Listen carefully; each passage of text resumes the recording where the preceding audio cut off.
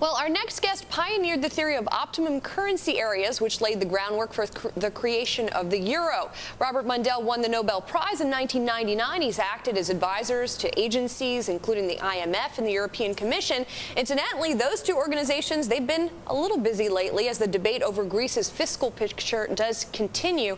And Bob Mundell is in the studio with us today. Thanks so much for coming down to talk to us. So we heard Jean-Claude Trichet saying today he does not believe that Greece is going to default.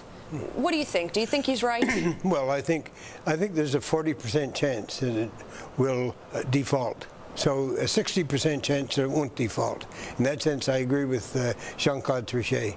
And do you think that the European Union and the European Commission are prepared enough right now that they have laid the groundwork to step in if indeed that default does happen, if the 40% chance comes to fruition? Well, it's a bit of a cat and mouse game because they want to make sure that Greece is doing everything possible to bring things into correction.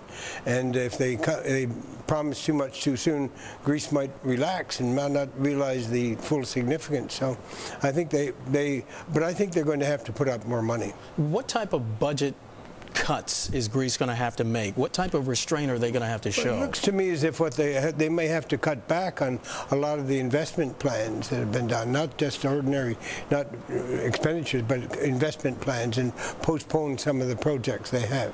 Is that why we saw so many people hit the streets? You know, there were these massive protests. People were upset because they believe that this is going to mean cuts in services. It's very hard when people have been promised a lot of things and then you have to backtrack on them. It's the government's fault for allowing those things to go ahead. It's the people's fault for not waking up to the fact that Greece was on a track that it couldn't, a path it couldn't continue with.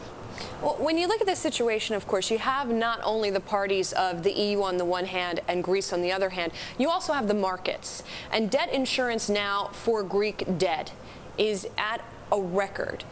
And do you have sort of a situation where the market is almost trying to force the EU's hand? And how much do you think that's going to play a role? But I guess that still the debt insurance is cheap in terms of the probability, the prospect of Greece not fulfilling its obligations. So I think it'll even get worse.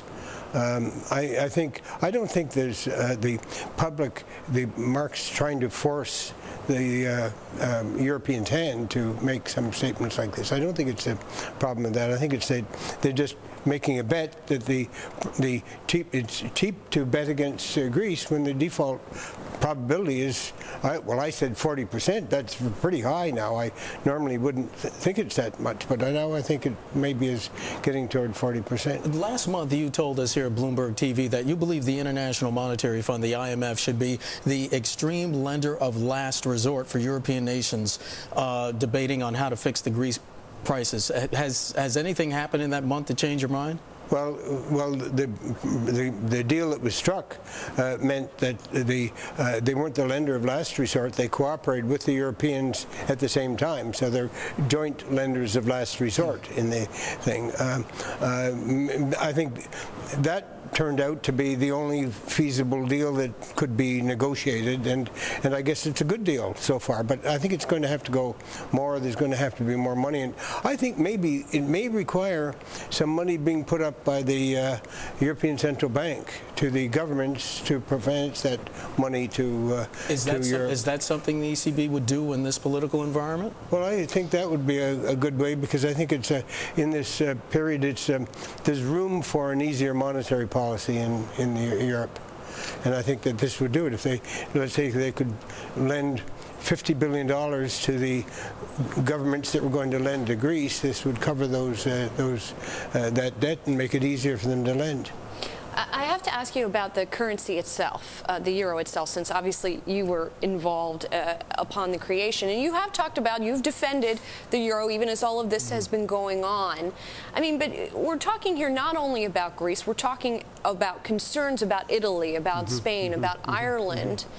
So going down the line, I mean, how is the euro going to survive if we see more problems like this? Well, it's not fundamentally a euro problem. It's a Greek fiscal problem now, and it could become a Spanish or Italian fiscal problem if other countries get in debt.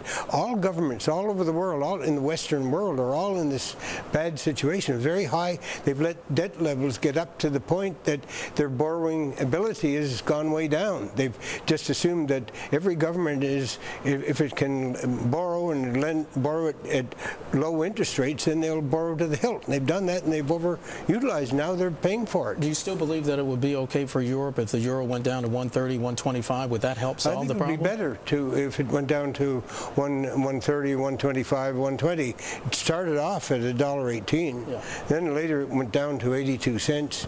Now it went up to 164. It's going very unstable. What they should do is keep it at some moderate pace, but it would be better for Europe if it was in the 120 level than the 130 level.